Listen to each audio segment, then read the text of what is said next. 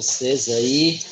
Vamos começar aí mais uma aula e se tiver mais alguém para entrar, o pessoal vai entrando. A sala está bem cheia, tem 34, mas está faltando gente aí, não tem problema.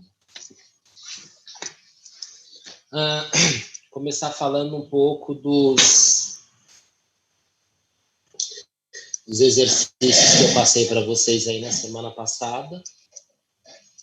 Então, eu dei um quadro igual a esse para vocês me responderem, né? Se o medicamento ele tem interação ou não. De novo, repetindo, interação, se a gente olhar única e exclusivamente para essa tabela de biotransformação, porque interação a gente vai ver agora, daqui em breve a gente vai entrar em interação. Interação envolve aí muitas outras coisas aí, ok? A gente conversa sobre muitas outras coisas que a gente tem envolvendo a parte de interação. E olhando somente para essa tabela, alguns alunos ficaram um pouco em dúvidas. Eu recebi mensagem de aluno aí me questionando o substrato, o que era ou não. Provavelmente foi aluno que não assistiu a minha aula, mas eu vou dar uma repetida rápida aí a gente continua a partir daqui.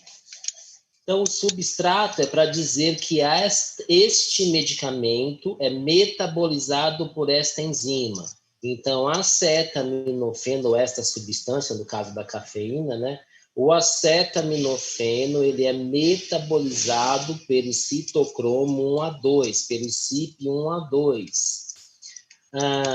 O citalopram, ele é metabolizado pelo CYP2C19 e assim por diante. Então, esse substrato significa que as substâncias são metabolizadas por esta classe de enzimas.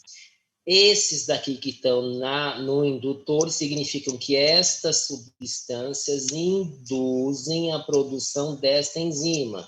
Então, eu tenho lá rifampicina está nesta linha.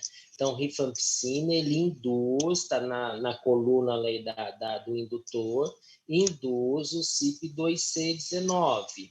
O fluconazol, ele inibe, está na coluna inibidora. O fluconazol inibe o 2C19 e assim por diante.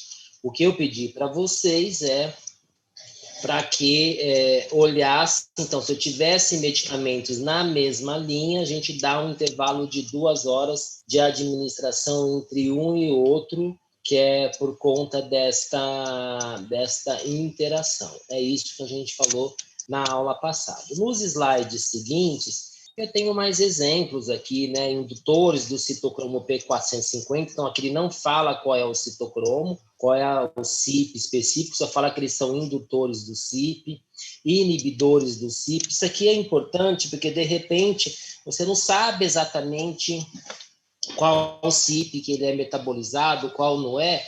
Então, a gente tem algumas classes que a gente toma bastante cuidado quando a gente vai fazer avaliação de paciente. Por exemplo, os barbitúricos, então, fenobarbital. Os barbitúricos, a gente sabe que eles são indutores do citocromo P450, então a gente evita, a gente faz uma avaliação do paciente. A fenitoína, carbamazepina, rifampicina. Então, tem algumas drogas que a gente já sabe disso, ok? Alguns protetores gástricos, cimetidina, etomidato é um psicofármaco, cetoconazol, omeprazol. Então, a gente sabe que, por exemplo, o omeprazol... Nós vamos... Só um minutinho, peraí que você já fala. Não tem problema. Então, eu sei que o omeprazol é uma droga que é muito utilizada. Então, a gente tem que tomar cuidado porque ela inibe muito o citocromo P450. Então, vamos imaginar, vamos voltar para aqueles slides anteriores que a gente falou lá. Você imaginar que ele é uma prodroga. O que é uma prodroga? É uma droga que não tem efeito. Para ter efeito, eu preciso metabolizá-la. Se eu não metabolizá-la, eu não vou ter um efeito. E se ele está tomando junto com o omeprazol, o que significa? O omeprazol é um inibidor. Se ele é um inibidor do citocromo, ele vai inibir aquela enzima. Então, aquela droga não vai ser metabolizada. Aí que ela não vai ter efeito mesmo. Se ela não é metabolizada. Então, a gente tem que tomar cuidado com o uso de algumas substâncias aí. Quando eu digo substância, seja ela medicamento ou não. Então, aqui eu tenho, por exemplo, suco de grapefruit. Grapefruit é aquela laranja gigante, não é a toranja, não é a laranja Bahia, para quem conhece laranja, é aquela laranja bem grandona, que ela é alaranjada por dentro mesmo, é uma bem grandona. No nosso país a gente já tem, mas o americano ama grapefruit. E quem gosta, por exemplo, dos citros da vida, Schweppes citros aí, os citros da vida, todos eles são feitos com grapefruit. Então a gente tem que tomar cuidado com isso. Aqui eu tenho, olha, cigarro, ok? Carnes grelhadas, são vários indutores do citocromo. Então eu preciso tomar cuidado com algumas substâncias. Alguém fez alguma pergunta? Quer fazer algum comentário? Pode falar.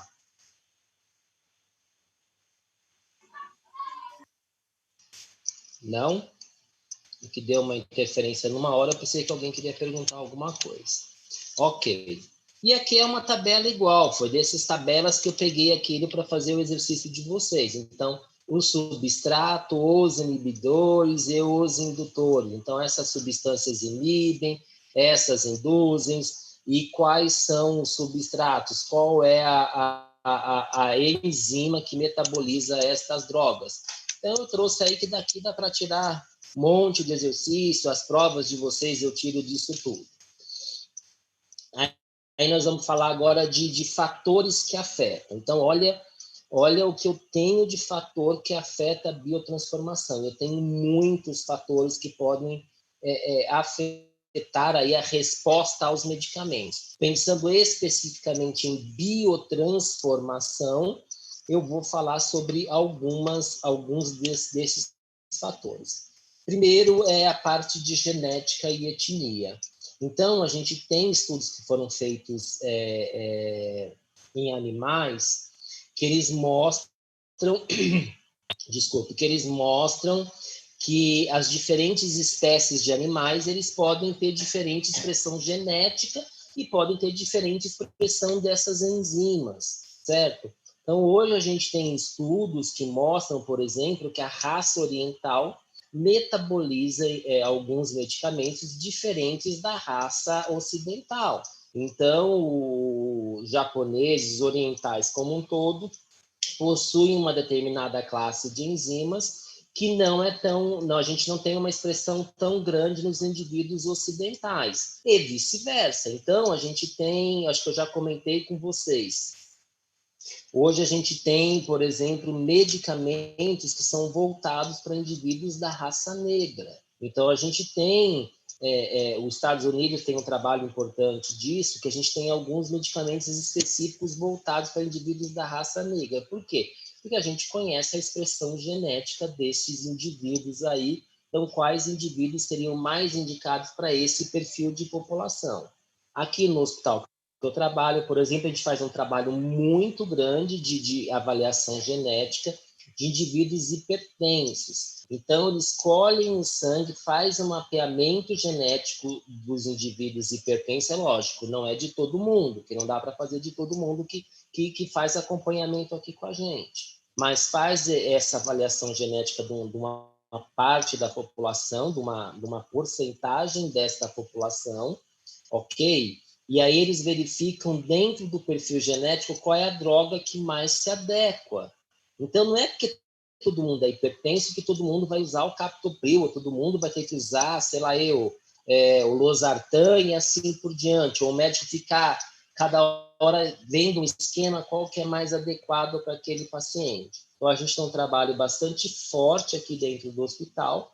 A gente faz um mapeamento genético dessas pessoas e, de acordo com a resposta desse mapeamento genético, a gente tem qual seria a droga mais indicada para aquele perfil de paciente. Então, é uma coisa bastante interessante que a gente chama hoje de farmacogenética, né? Então, está envolvendo a parte genética aí com o uso de medicamentos, tá? Com relação à idade, a gente tem níveis bastante diferentes, desde o feto até o idoso. Então, o feto não tem sistema metabolizador, então ele não vai conseguir metabolizar drogas. O prematuro, até o recém-nascido, né, ele está com esse sistema metabolizador diminuído, atingindo esses níveis normais somente após 8 semanas, 2 meses ali de vida. Então, isso é importante, quer dizer, que tipo de droga que eu vou dar para essas crianças? Que tipo de droga as crianças, os prematuros, vão estar utilizando? Né? Qual é o tipo de droga que eu vou dar para esse perfil de paciente? Eu tenho que escolher qual droga, uma vez que ele não está metabolizando direito, ele não consegue metabolizar. Então, se eu for dar uma prodroga para essa criança, esse prematuro que está lá internado, está numa UTI, nasceu prematuro, vai ter que ficar ali, e aí, como é que eu faço? Se ele não metaboliza, se eu der uma prodroga, não vai resolver muito. Então, a gente tem que conhecer qual é o perfil do meu paciente para entender qual seria a droga que eu estaria dando para esse paciente. Crianças de aproximadamente 2 anos, elas são capazes de oxidar muitas drogas mais rapidamente do que os adultos. Se vocês voltarem para aquele slide que eu dei lá, de reações de fase 1 e fase 2, vocês vão ver que dentro lá da fase 1, lá, a gente tem algumas reações, dentre elas uma reação de oxidação. Ok? Então, o que eu tenho? Algumas crianças oxidam mais rápido, crianças de 2 anos, na verdade, mais ou menos nessa faixa etária, oxida mais rápido. Então, o que acontece? Se ela oxida mais rápido, ela elimina essa droga mais rápido. Então, a gente não estranhe se, de repente, o médico prescrever para uma criança de 2 anos doses que seriam próximas da dose de um paciente adulto. Ou então ele diminuir o intervalo. Normalmente toma de 8 em 8, o médico pede para tomar de 6 em 6, diminuir o intervalo. Por quê? Para esta faixa de idade, dependendo da droga, se forem drogas que sofrem essa reação de oxidação durante a metabolização, como, por exemplo, o paracetamol é uma dessas drogas, eu tenho que dar uma dose maior porque ela elimina muito mais rápido do que até o próprio adulto. É só nessa faixa etária. Depois ela volta ao normal, ok? Na fase de puberdade aí, ela vai estar se aproximando do adulto, então sempre o padrão que a gente utiliza é o padrão de um paciente adulto. E os idosos, o que tem o idoso, gente? O idoso já tomou muito medicamento durante a vida inteira. Pensando que ele tomou medicamento durante a vida inteira, um idoso por si só, normalmente ele tem comorbidades, então ele toma vários medicamentos. O principal órgão responsável pela metabolização que a gente comentou é o fígado. Então, o que acontece? O fígado, normalmente o fígado do paciente idoso é um fígado que já está um pouco comprometido. Se ele está um pouco comprometido, o que a gente tem? A gente tem uma diminuição aí, normalmente, uma diminuição da metabolização, porque esse fígado não está conseguindo produzir enzimas para fazer a metabolização. Então, o idoso, por isso que a gente fala, quando a gente diz que o idoso é uma criança, quando o pessoal fala, o idoso acaba sendo lembrado mais ou menos como aqui, ó, um recém-nascido ou uma criança aqui muito nova, porque ele está diminuído, ele não está conseguindo metabolizar de forma adequada. De novo, a gente tem que lembrar, metabolização é bom ou é ruim? A primeira pergunta que eu fiz para vocês quando falamos de metabolização. A resposta é depende do que eu quero. Se eu estou com um paciente intoxicado que tomou uma prodroga, eu não devo metabolizar de forma alguma. Se ele tomou uma prodroga, se ele metabolizar, vai deixar a droga mais ativa. Então, não é legal que metabolize. Se eu tenho um paciente que está tomando codeína para dor, é interessante que eu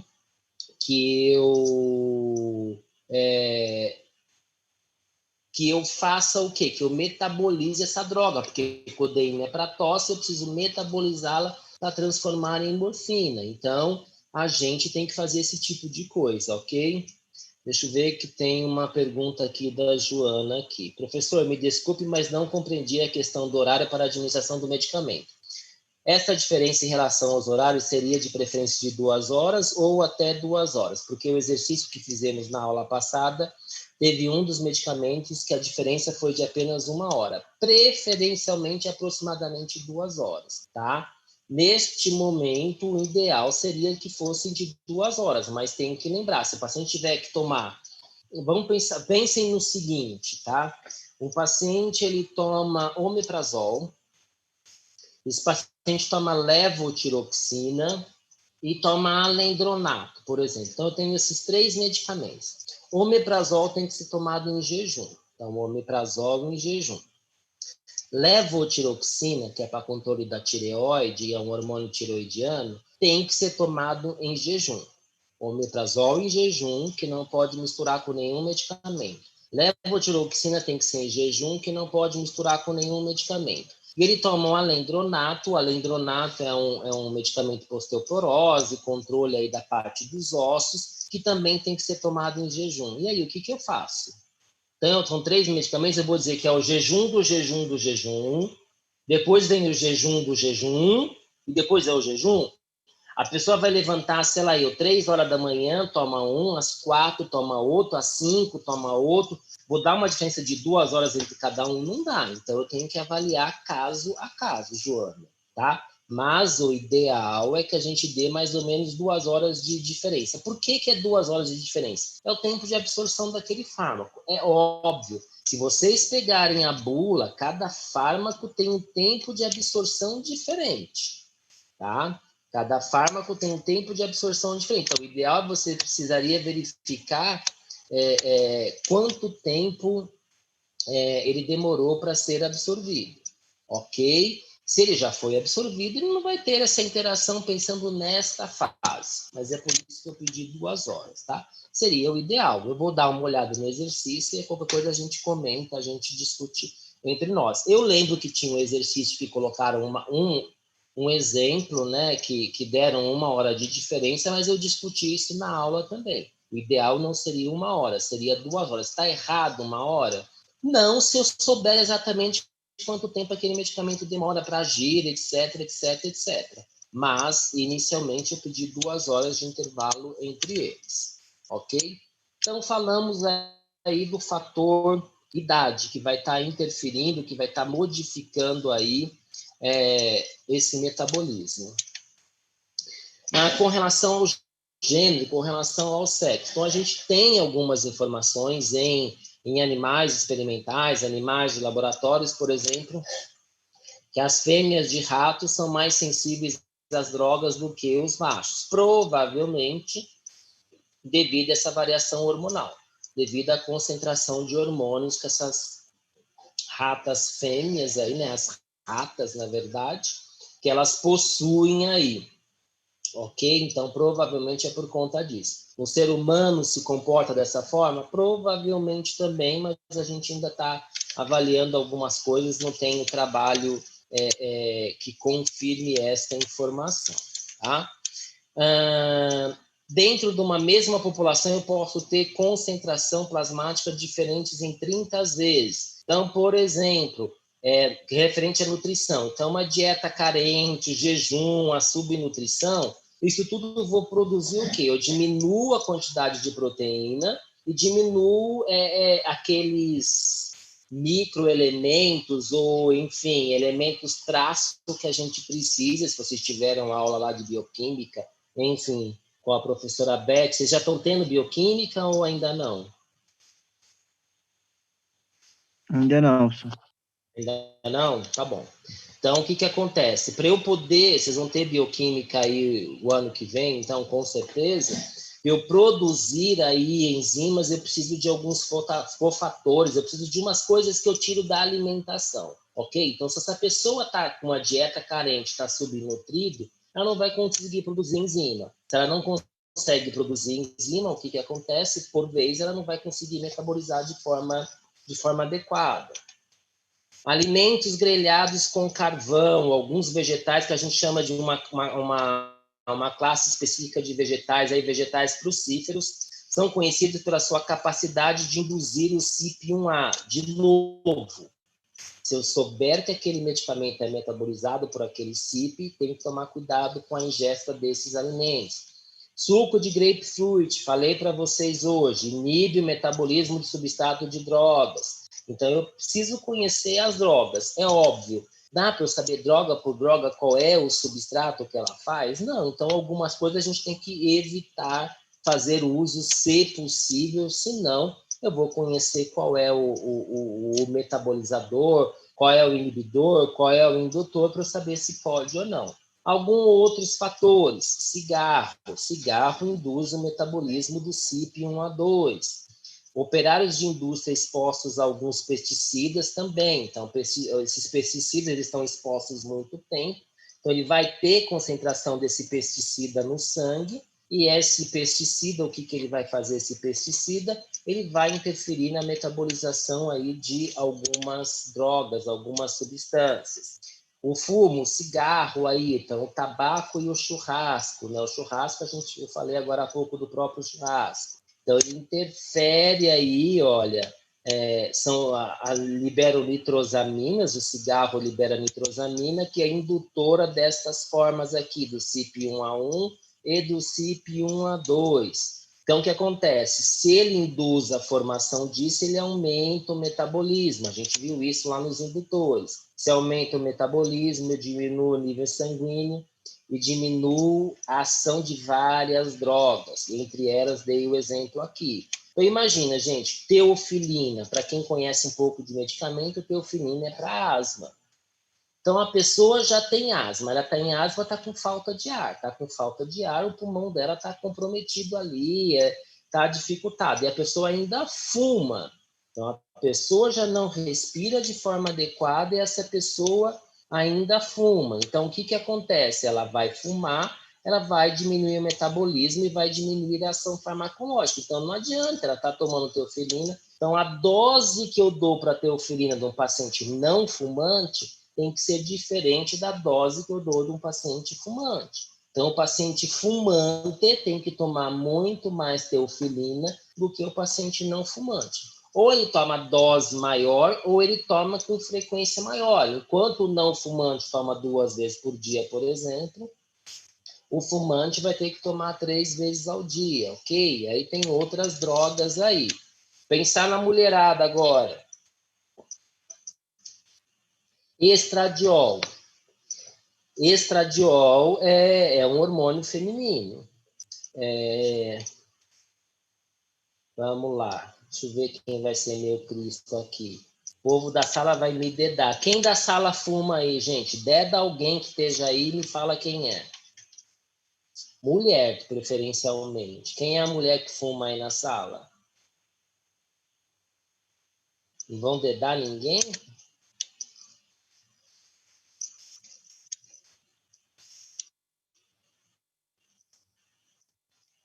Nossa, ninguém quer falar comigo de novo. Vocês não gostam de mim mesmo, né? Eu acho que ninguém fuma, professor.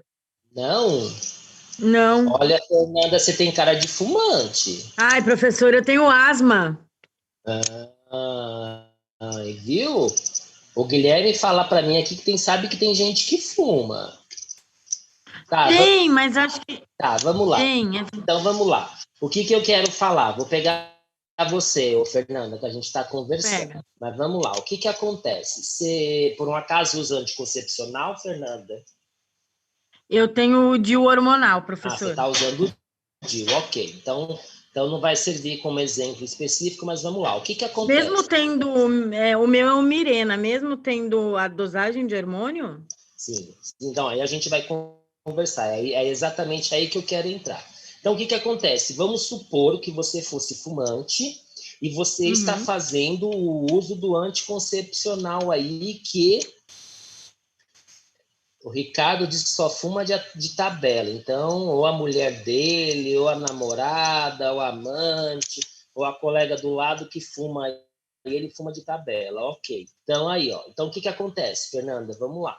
Você fuma e você está usando um anticoncepcional que tem estradiol. O que acontece? Você está fumando esse cigarro, essa nitrosamina, que é um dos compostos do cigarro, ele aumenta o metabolismo, ele aumentando o metabolismo, ele diminui o nível sanguíneo da droga. Se diminui o nível sanguíneo da droga, diminui a ação farmacológica, o que você pode acontecer com você? Você engravidar com o uso deste. Mas peraí, eu tomei anticoncepcional e engravidei, o anticoncepcional não fez efeito, o anticoncepcional teve problema? Não foi isso. O problema foi que você fuma e o cigarro cortou, olha que a gente... pessoal acaba dizendo, cortou o efeito do medicamento.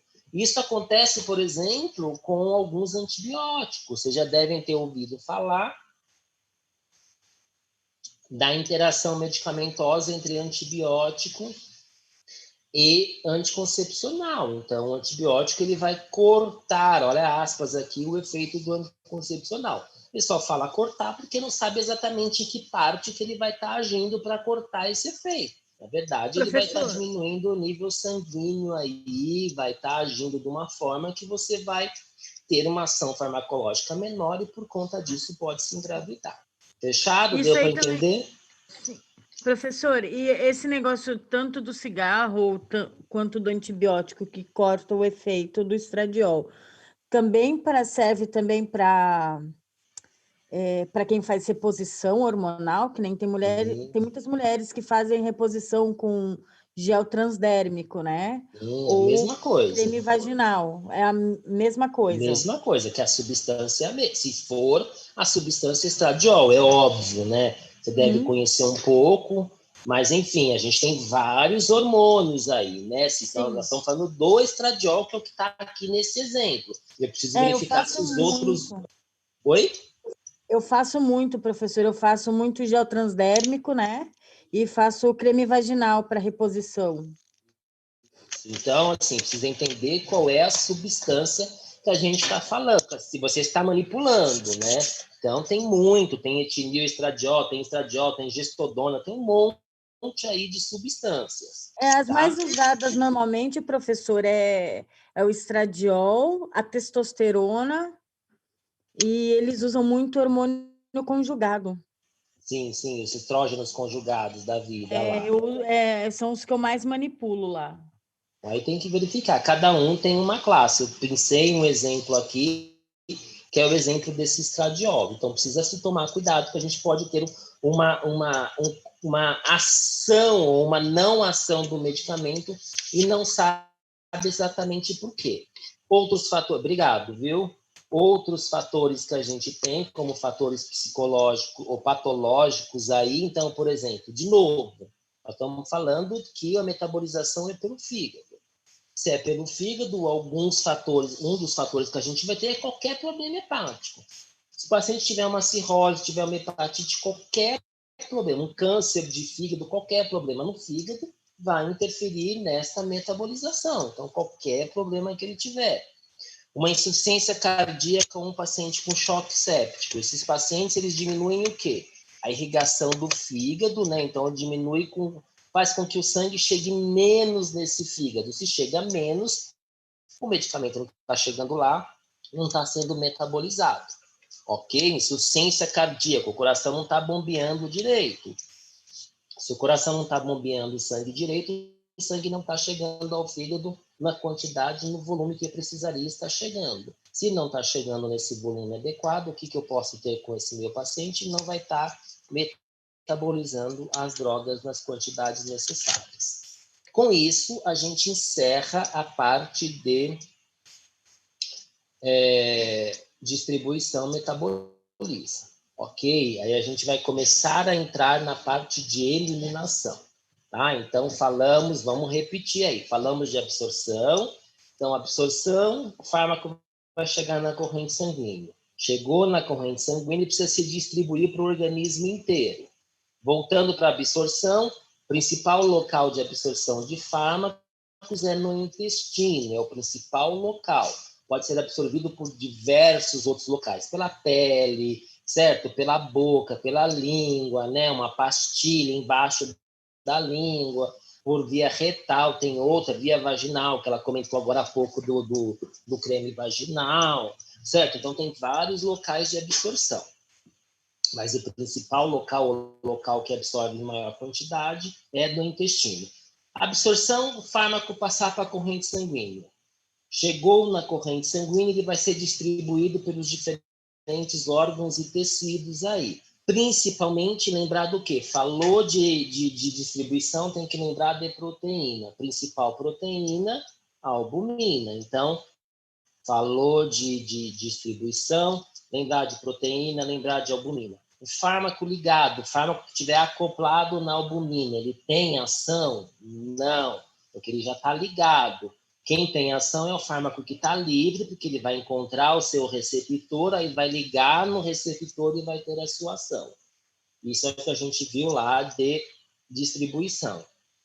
Aí o fármaco vai ser metabolizado. Falou de metabolização, lembrar de fígado, lembrar de enzima, lembrar de citocromo P450. E aí, assim, metabolizar é bom ou é ruim? Depende do que a gente quer. Ok? Então, lembra lá, codeína, morfina, enalapril, enalaprilato, aqueles exercícios que a gente fez, que eu acho que eu fiz aquelas brincadeiras que é justamente para vocês tentarem fixar aquilo. Né? Codeína não é para dor, codeína é para tosse, precisa metabolizar para transformar em morfina. Enalapril não serve para nada, precisa metabolizar para se transformar em uma droga ativa e assim por diante. Aí ele vai ser eliminado. Aí a pergunta que não quer calar, eliminar é bom ou é ruim?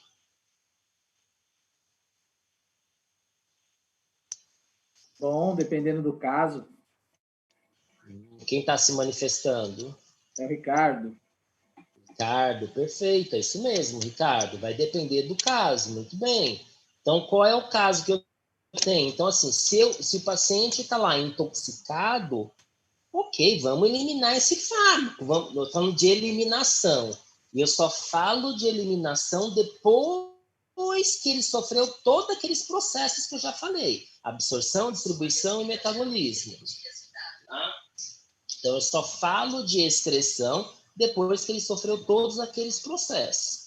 Então, é interessante eliminar? Sim, se eu estou com um paciente lá que está contaminado, está intoxicado, vamos eliminar esse fármaco, ok? Se esse metabólito é um metabólito inativo, poxa, vamos eliminar, porque ele é inativo, não vai fazer o que no meu organismo? Não tem ação nenhuma. Agora, se de repente é um metabólito ativo, certo? Ou se ele não sofreu, a metabolização não sofreu alteração naquele fármaco, certo? O que seria legal? Seria legal se esse fármaco ficasse mais tempo no organismo. Então, eu tenho algumas coisas. Por exemplo, o paciente tomou a dose certa do enalapril, tomou a dose certa, ele transformou-se em enalaprilato. Enalaprilato é a forma ativa do enalapril. O enalapril é prodroga. Então, seria interessante que esse fármaco ficasse mais tempo no organismo. Ficasse mais tempo no organismo para quê? Para que eu tenha uma ação maior desse medicamento. Outro exemplo, aquela penicilina que eu falei que depois de metabolizada ele continua a penicilina. Poxa, quanto mais tempo ela ficar no organismo, maior vai ser a ação dela. É uma coisa interessante. Desde que eu não intoxique esse paciente, ok? Gente, falta menos de 1 minuto para acabar e aí eu vou passar um novo link para todo mundo, tá? Então, daqui a pouco vocês recebem lá no Whats lá um novo link. Então, eliminar nem sempre é uma coisa boa. A gente acaba pensando sempre que é uma coisa boa, mas não necessariamente, tá? E eu falei de eliminação, falei de excreção, a gente acaba associando ao quê? A principal via de eliminação é a via urinária. Então, é eliminado pela urina, é a principal via de eliminação. Não é só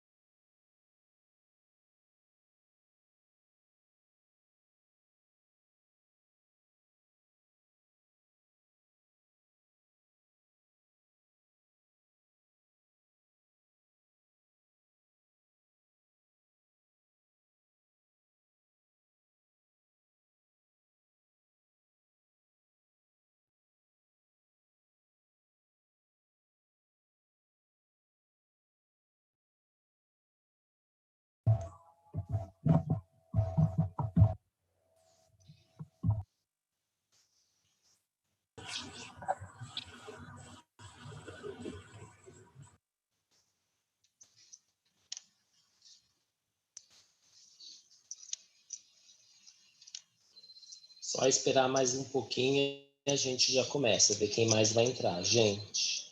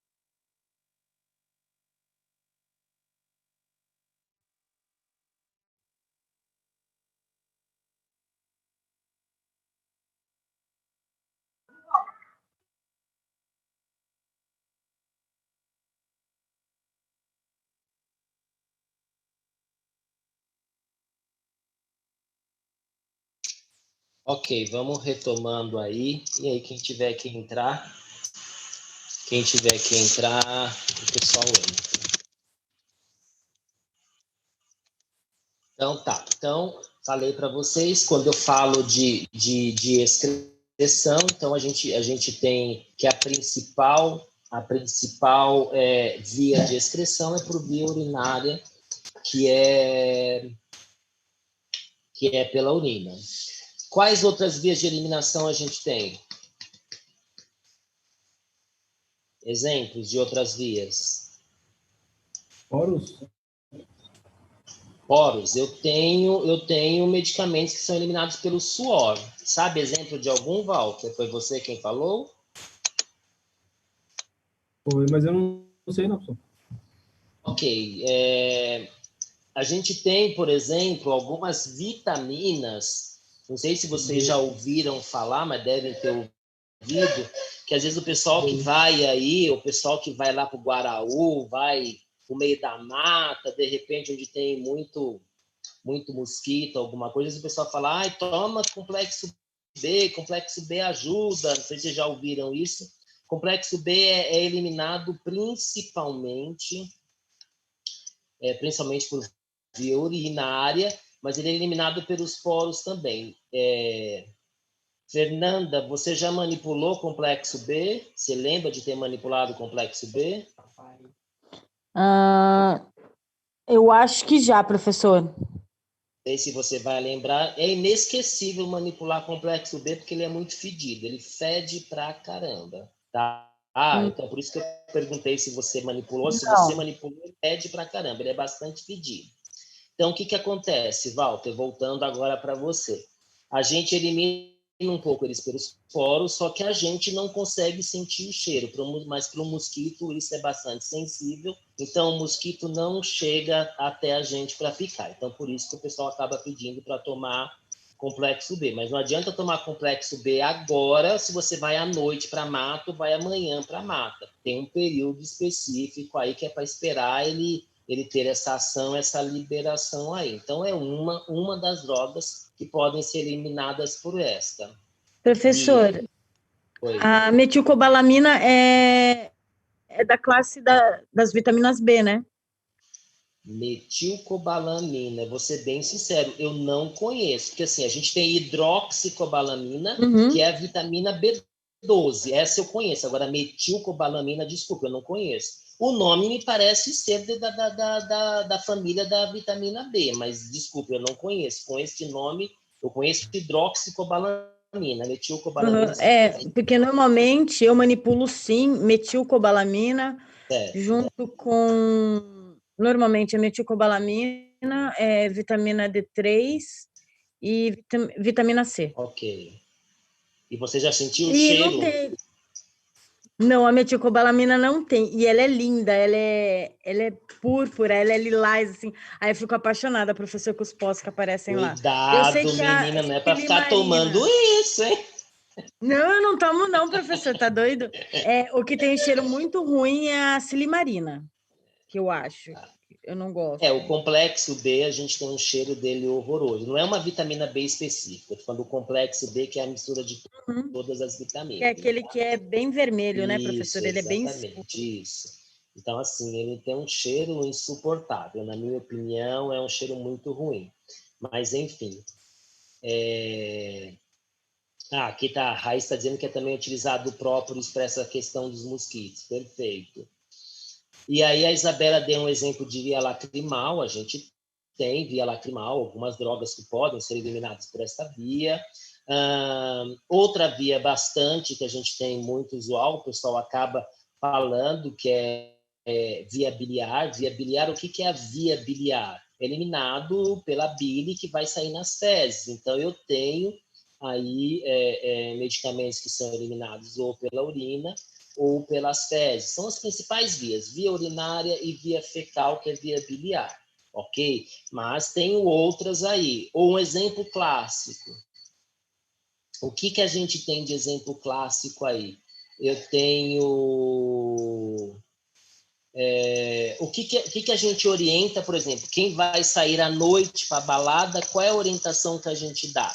Se a pessoa vai sair em turma à noite, vai sair para a balada e está de carro, qual é a orientação que a gente dá? Para não beber, professor. Não beber. Por que não beber? Qual é o risco que eu tenho, além de você, sei lá, eu ficar tonto, perder o controle do carro, mas qual é o principal perigo que pode acontecer se você beber, se no meio do caminho você encontrar o quê? Polícia, né, professor? Isso, uma polícia. A polícia vai fazer o quê com você? Bafômetro. Perfeito. Quem tá se pronunciando? É o Irlano. Irlano, fechado. Então, vamos lá, Irlano. O que acontece? Ele vai usar o bafômetro, perfeito. O bafômetro, qual é a função do bafômetro? A função do bafômetro é saber quanto que aquela pessoa ingeriu de álcool. Como é que ele faz essa conta? O álcool é uma substância volátil. Álcool é volátil, sai aqueles vapores. Então, as substâncias voláteis, elas são eliminadas por via respiratória.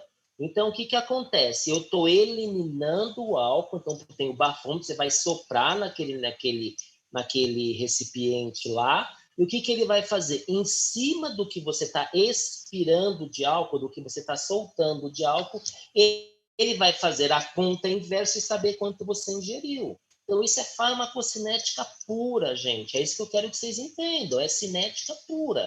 Você está eliminando o álcool, ele vai fazer a conta contrária. Olha, ele está eliminando isso, significa que ele metabolizou essa quantidade, que ele distribuiu essa quantidade, que ele absorveu essa quantidade. Então, isto nada mais é do que farmacocinética. Então, é uma outra via que a gente tem de eliminação de fármacos aí, que é esta via de expiração. Então, a gente falou de rins, então via urinária, pelos pulmões, desculpa, que é essa via que acabamos de falar aí, então os metabólitos voláteis. Aquele paciente que foi para a cirurgia, que ele usou um anestésico volátil, que eu falei para vocês, a gente falou disso quando falou de distribuição e tal, ele é eliminado pelos pulmões, por esta via.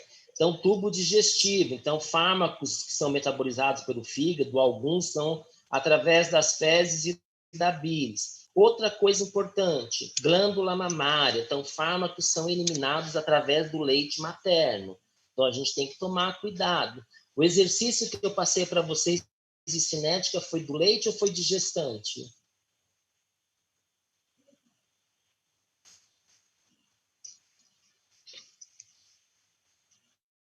Hello? Gestante, me disseram aqui. Então, o que acontece? É que para a turma da manhã, eu passei leite. Então, tem turmas diferentes. Para o pessoal da manhã, eu passei leite. E para a turma da noite, eu passei gestante. Tá, então, ok. Então, lactante é justamente para isso. Então, eu tenho que tomar cuidado. Porque tem fármacos que são eliminados por essa glândula mamária, são eliminados no leite, e aí vai fazer mal para a criança. Então, tem que saber qual é o medicamento e saber se ele é eliminado ou não, porque caso ele seja eliminado, essa mãe não vai poder dar de mamar para essa criança. Então, tem que conhecer o medicamento, saber qual é a via de administração, se ele ultrapassa essa barreira ou não. E algumas glândulas exógenas aí, então suor, a lágrima, a própria saliva, pele, cabelo. Então, a gente tem eliminação de algumas drogas. Mas o que a gente vai guardar basicamente é via urinária, tá? Que é a principal, é a principal via de eliminação. De novo, lembrando que existem as outras, mas vamos guardar aí da via renal, que é a principal. E aí, quando eu falo de via renal, eu tenho que lembrar do néfron. Então, o néfron é o órgão que é a unidade funcional do rim. Então, o sangue, ele vai passar pelos glomérulos, que vai filtrar parte do plasma. Tem que lembrar lá da aula do professor Edson lá, ok? Essas substâncias são secretadas nos tubos proximais e a maior parte da água é reabsorvida ao longo do néfron, principalmente no túbulo proximal, distal e coletor. Aí tem que lembrar lá do desenho do néfron lá que a gente tem a alça descendente, a porção ascendente lá da alça de Henle, certo? Tem o ducto coletor no final do néfron, a cápsula de Baumann no começo do néfron. É lembrar um pouquinho das aulas lá de fisiologia que vocês tiveram, tá? Porque o que eu quero que vocês guardem, não precisa ficar decorando essas coisas aqui, tá? Eu não vou perguntar isso. A gente normalmente não tem isso muito em provas que eu vejo por aí, tá? Para vocês ficarem decorando. Essas são algumas informações importantes. O que eu quero é que vocês lembrem que nessa fase eu posso ter uma reabsorção de drogas.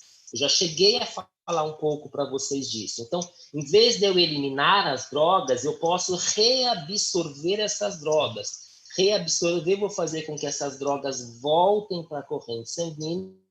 Voltando para a corrente sanguínea, ela vai ter todo aquele ciclo que a gente falou. Então, eu posso ter uma reabsorção. Em vez de eu eliminar as drogas, uma parte dessa droga ela pode ser reabsorvida, tá? E chegar de novo para a corrente sanguínea.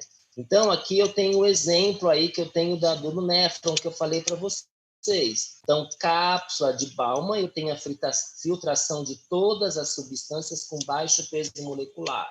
No túbulo proximal, eu tenho especialmente a secreção principalmente de substâncias ácidas e tenho a reabsorção de água. Na alça de Henle, eu tenho a reabsorção de água. No túbulo distal, uma excreção passiva e reabsorção de drogas lipossolúveis. Então, essas drogas lipossolúveis elas podem voltar para a corrente sanguínea.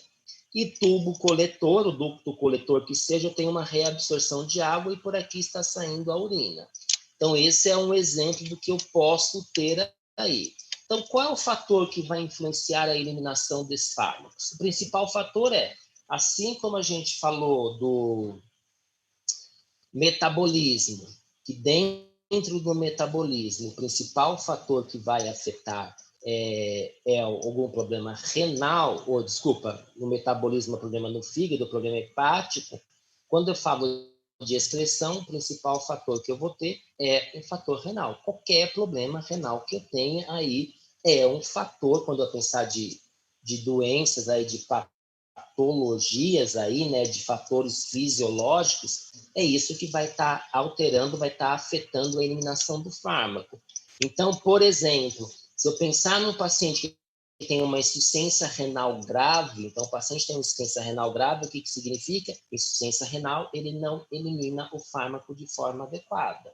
Se ele não elimina o fármaco de forma adequada, esse fármaco vai ficar mais tempo no organismo, podendo fazer o que com esse paciente? Causar uma intoxicação neste meu paciente, ok? Então, eu tenho aqui os fatores fisiológicos ou patológicos que afetam a função renal. Então, qualquer fator que afete a função renal vai influenciar na excreção do fármaco. Os fatores patológicos, entre esses fatores, o mais importante é a insuficiência renal. O rim não funciona, se o rim não funciona, ele não elimina os fármacos da forma correta. De novo, se o fármaco é eliminado por esta via. Se eu tenho um fármaco que não é eliminado por via renal, ele é eliminado, por exemplo, somente pelas fezes. Se é eliminado somente pelas fezes, gente, se o rim não estiver funcionando, eu não vou ter problema com a excreção, porque o rim não funcionar não me interfere, porque esse fármaco é eliminado pelas fezes, ok? Então, similar ao que a gente viu lá em metabolismo hoje mesmo, o fator idade é um fator prevalente também. A filtração glomerular amadurece com a idade, então ela vai atingir valores de adultos somente aos 3 anos de idade.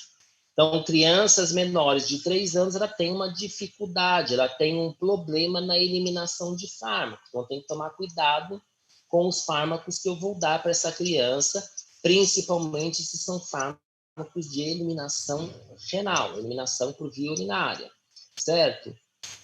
O recém-nascido aí, olha, tem o fluxo sanguíneo renal, filtração glomerular e filtração tubular diminuídas, então ele vai diminuir o que vai atrapalhar a eliminação das drogas. Com o passar da idade, ele atinge valores normais, valores de paciente adulto, e quando ele chega no paciente idoso, a gente vai usar exatamente o mesmo critério que a gente utilizou para falar do metabolismo. O que acontece com o paciente idoso? O paciente idoso toma um monte de medicamentos. Se ele toma um monte de medicamentos, o que acontece? E ele já vem tomando medicamento há muito tempo, toma um monte de medicamentos, e o rim dele já está comprometido um pouco. Então, ele pode ter uma dificuldade na eliminação de drogas, esse paciente idoso, por conta do seu órgão estar prejudicado. É óbvio, se for um paciente idoso que nunca foi de tomar muito medicamento durante a vida, tomou quando uma ou outra situação, mas não faz uso contínuo de algum medicamento há muito tempo, gente, ele vai tomar o medicamento e vai eliminar de forma correta, não é simplesmente o fator da idade, ok? A não ser que ele tenha um problema renal, de novo.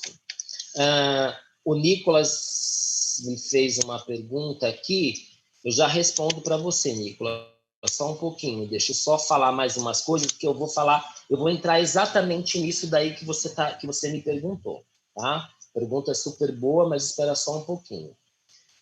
Quando a gente fala de eliminação, não sei quem já viu,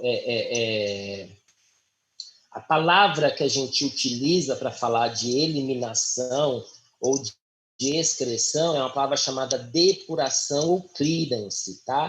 Então, depuração ou clearance é a palavra que a gente utiliza para falar de eliminação. A gente tem um exame que a gente pede para o paciente, que o médico pede para o paciente, chamado de creatinina. Quem já viu isso, creatinina é que o médico pede para o paciente. E a creatinina a gente utiliza para saber se o rim desse paciente está funcionando bem ou não. Ok? Em cima dessa creatina é uma coisa, gente, cuidado, creatinina é outra, tá? Então, estou falando de creatinina. Então, o médico pede o creatinina e com essa creatinina a gente faz um cálculo chamado clearance de creatinina e com esse clearance de creatinina eu consigo fazer uma avaliação se o rim desse paciente está funcionando normalmente ou não. A gente vai fazer essas contas mais para frente. Não sei se vai dar tempo esse ano, mas com certeza no 4º ano a gente vai retomar este assunto e a gente vai fazer essas contas de clearance aí. Eu vou passar essas contas para vocês, para a gente fazer isso junto aí, para vocês entenderem, tá? Algumas drogas diferem acentuadamente na sua velocidade de excreção pelos rins, começando desde a penicilina, que era depurada totalmente depois de uma única dose pelo rim, até o diazepam, que é depurado muito lento. Se vocês lembrarem do diazepam, e a gente falou do diazepam algumas vezes, o diazepam é uma droga altamente lipofílica. Então, o que ele faz? Ele acumula no tecido adiposo. Se ele acumula no tecido adiposo, ele vai eliminando as drogas aos poucos. Se ele vai eliminando aos poucos, ele vai metabolizar aos poucos e vai eliminar aos poucos. Esse é um dos exemplos que eu dei aqui. Aqui é para falar do processo que acontece na eliminação por via biliar ou por via entérica, aí, que é por fezes, como é que isso pode acontecer ou não. Espera aí que eu quero entrar em outra coisa aqui, depois eu volto para os slides, excreção biliar, não tem aqui. Pensei que estava aqui, mas vamos lá, vou responder a pergunta de que o Nicolas fez. Vou voltar um pouquinho para o que o Nicolas perguntou. Professor, eu posso considerar que um paciente que faz hemodiálise tem a função renal normal na excreção dos fármacos? Então, a primeira coisa, o que é uma hemodiálise? É um paciente que não está com o rim funcionando. Então, a primeira coisa é, ele está com a função renal normal? Não. Você perguntou função renal na excreção do fármaco. Não, ele não está com a função renal normal. Essa vai ser uma das perguntas que eu vou fazer no TP para vocês, que é o último TP que a gente vai fazer, certo? Então, vamos lá. O que acontece? Um paciente que o rim dele não está funcionando. A gente vai fazer aquele cálculo do clearance de creatinina que eu falei para vocês. O médico pede um exame de sangue, vê a creatinina do paciente, a gente faz o cálculo do clearance e vai verificar como é que está o rim desse paciente, se está funcionando bem ou não. Se o rim desse paciente não estiver funcionando bem, ele vai ter que funcionar bem. Como é que a gente vai trabalhar em cima disso? A gente pode dar algumas drogas para forçar esse rim a trabalhar, como, por exemplo, diuréticos, que é para forçar o rim a trabalhar. Mas dependendo do nível que eu tiver de insuficiência renal, não adianta eu dar drogas. O paciente vai ter que entrar no processo de diálise. O que é a diálise? A diálise é uma máquina que vai fazer o papel do rim. Como o rim do paciente não está funcionando, essa máquina vai fazer o papel do rim. A diálise, eu tenho vários tipos de diálise. E uma delas é essa que o Nicolas comentou, que chama-se hemodiálise. Então, o que eu tenho, gente? Sai o sangue do paciente, ele passa por uma máquina, essa máquina vai fazer a função do rim. Qual é a função do rim, gente? A função do rim é filtrar o sangue. Filtrar o sangue é o quê? Tirar as impurezas do sangue. Então, a função do rim é retirar essas impurezas do sangue. Então, essa máquina vai fazer esta função, vai limpar esse sangue e vai mandar o sangue de volta para o organismo limpo, sem essas impurezas, já que o rim não está funcionando. Qual é o problema que eu tenho? Vamos lembrar. O rim, ele vai filtrar. Você usa um filtro, pensa na filtração que vocês já fizeram, o procedimento de filtração que vocês fizeram em química, no laboratório de química, ou pensa no filtrar café, usar filtro, coador de papel, ok? Então, pense em você estar utilizando um coador de papel para filtrar lá o café. Vamos fazer café, está usando um coador de papel. Pega o coador de papel, vocês colocam um pó. Vocês colocam o pó e depois joga a água em cima para fazer o café. Por que aquele pó não passa por aquele filtro? O filtro é justamente isso, ele vai segurar aquele pó. Aquele pó é como se fosse uma sujeira. Ele deixa passar a água. Por que ele deixa passar a água? Porque o tamanho da partícula da água ele é muito pequeno. O filtro é olha lá, filtro. Então, ele é cheio de poros. Dependendo do tamanho do poro, é a partícula. Se o poro for desse tamanho, que for menor do que isso, passa. Se o poro for deste tamanho, que for menor do que isso, vai passar, e assim por diante. Então, a água, ela passa por aquele poro que existe naquele filtro. O pó de café, ele não passa por aquele filtro, porque aquele poro não deixa passar o tamanho daquela partícula. Dei a volta no mundo para responder. Por quê? Nicolas, o paciente que faz hemodiálise, ele está usando um filtro, ele está usando um filtro para limpar aquele sangue. Se o paciente tomou um medicamento e aquele medicamento está no sangue do paciente, o que eu preciso saber? Qual é o tamanho da partícula do meu medicamento. Se o meu medicamento tiver uma partícula muito pequena, o que vai acontecer? Ele pode passar por aquele filtro e ele não vai ser retido, ele vai ser eliminado, ele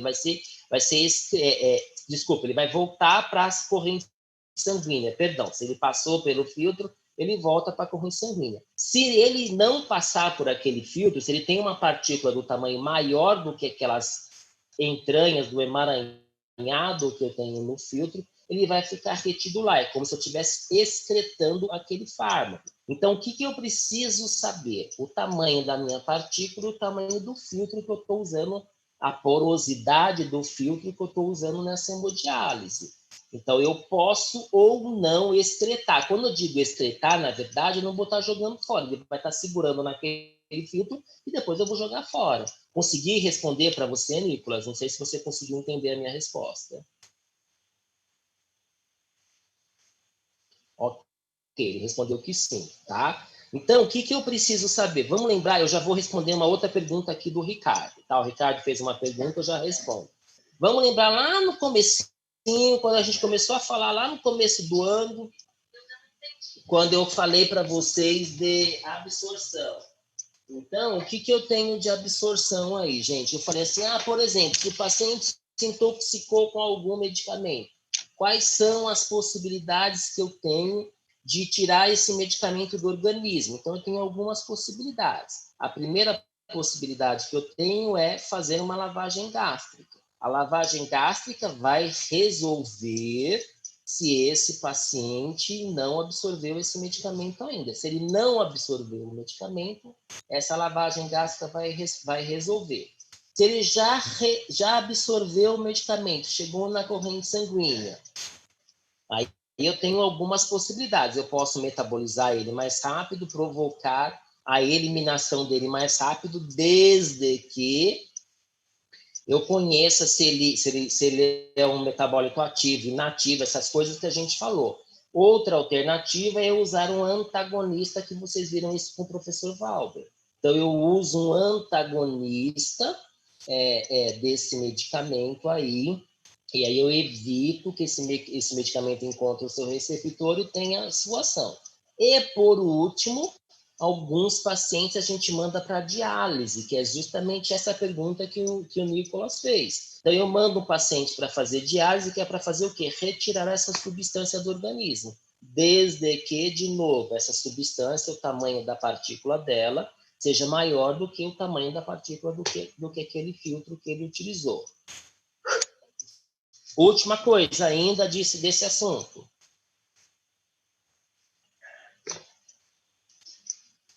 Cansei, peraí, gente.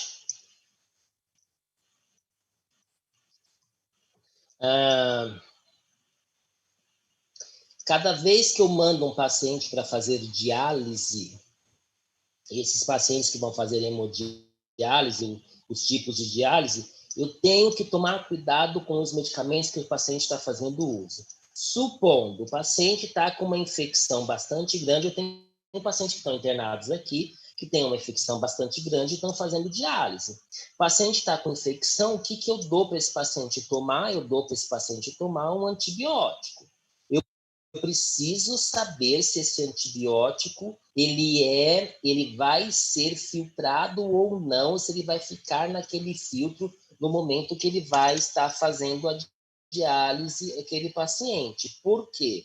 Se esse paciente tomou o antibiótico, ele acabou de tomar o antibiótico, ele vai fazer a diálise e esse antibiótico fica retido naquele filtro, o que vai acontecer? O sangue está voltando sem droga para esse paciente. Eu tenho que fazer o quê? Dar uma nova dose desse antibiótico.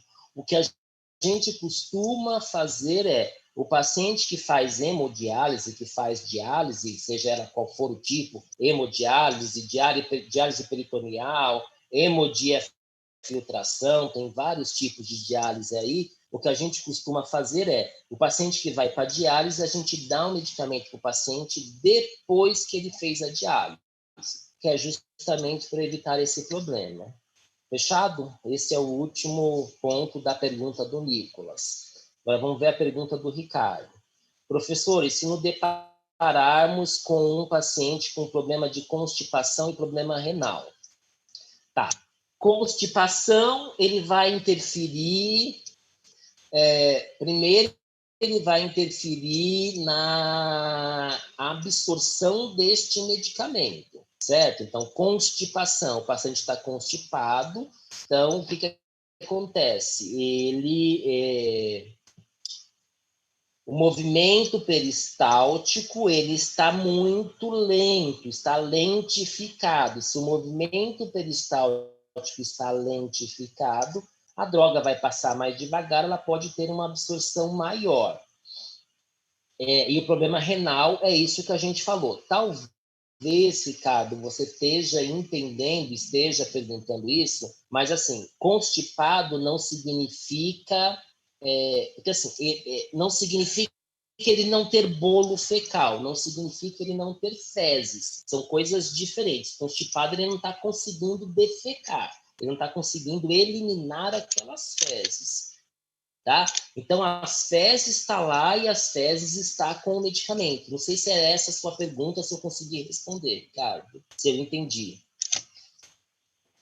Era isso mesmo, professor. Até pensei nisso aí que o senhor acabou de falar, mas é isso mesmo, agora entendi. Não, fechado, ok. O importante é isso. Se você entendeu, tá? Então, essa constipação, teoricamente assim, a droga ela já está junto com as fezes, ela vai ser eliminada. Na hora que essa constipação passar, as fezes já está formada, o bolo fecal está lá. Você não vai ter uma alteração nesta eliminação, fechado? Seria só, no caso, se ele não tivesse com dificuldade de formar o bolo fecal, aí sim. Isso, perfeito. Aí já é diferente. Perfeito. Ok. Obrigado, professor. Imagina, não por isso. Gente, já falei demais, estou cansado, tá? Acho que por hoje a gente chega. O último recado que eu tenho para dar. Semana que vem é nossa última aula antes da P1. A gente vai ter prova? Não. A gente vai ter mais um TP só que eu vou dar para vocês, que é o TP que eu vou estar passando no final de semana. Em cima disso que a gente acabou de falar hoje. Então, o TP vai ser nesses assuntos que a gente vai falar hoje. Semana que vem, basicamente, a nossa aula é um tirar dúvidas, ou eu pegar todos os TPs, a gente dá uma revisada nos TPs. Eu estou devendo resposta para vocês de uns TPs do semestre passado. Eu posso pegar esses TPs e também dar uma avaliada. Então, a semana que vem, a gente vai dar uma geral com relação aos TPs. Importantíssimo. Eu vou aceitar resposta dos TPs até sexta-feira da semana que vem. Eu não aceito resposta depois, porque eu tenho que fechar nota de vocês. Certo? Já dei bastante moleza, sempre tem um aluno ou outro me entregando atrasado, aluno que, tive problema, não sei o quê. Eu não posso mais ficar aceitando o TP atrasado de vocês. Então, semana que vem é o último. Quem entregou até sexta, entregou. Quem não entregou, entregasse.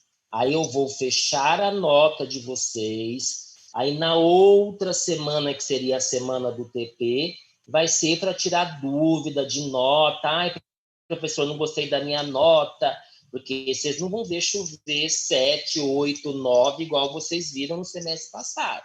A brincadeira acabou, agora o jogo é sério. Ok? Então, por favor, peço que vocês façam os exercícios, prestem atenção. Eu não me importo, respondi o chamado de todo mundo, quem me chamou, quem pediu dúvida, perguntou, eu respondi para todo mundo. Não dá tempo? A gente marca um Zoom, já cheguei a marcar Zoom com aluno, fora do horário de aula, e eu, Walter, não me incomodo. Cada professor é um tipo. Eu respondo por mim, cada professor responde por ele.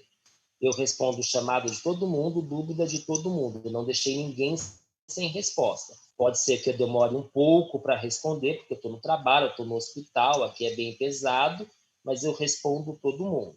Então, finalizando, vou mandar um TP para vocês no final de semana, e vocês têm até sexta da semana que vem para me entregar.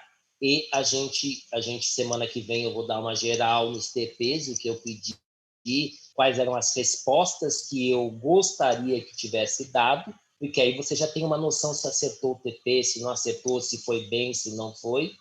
E depois, na outra semana, eu já faço a revisão. Quem não gostei da minha nota, professor, por que eu não acertei, por que eu tirei nota baixa? Aí eu pego os trabalhos, olho e a gente revisa tudo isso, tá bom? Agora realmente chega, 9h30, 9h31, e eu preciso agora ir dar minha última aula, que vai até às 11h, tá bom, gente? Boa noite para vocês, bom final de semana para todo mundo. Tchau, tchau.